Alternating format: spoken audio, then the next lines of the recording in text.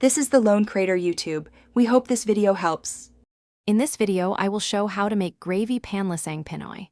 Start by searing meat to build flavor, then deglaze with stock and scrape the pan brown bits. Make a roux with equal parts fat and flour, or whisk a cornstarch slurry for a clearer finish.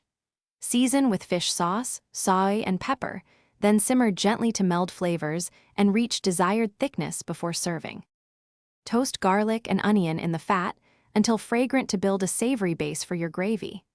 Layer flavors by adding a little soy and fish sauce, tasting as you go to balance saltiness.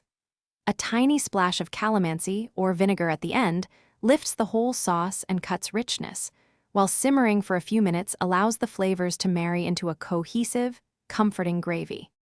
Control gravy texture by simmering to reduce for a naturally thicker sauce or whisking in a cornstarch slurry for quick thickening. Strain through a fine mesh if you want an ultra-smooth finish, especially for elegant plating.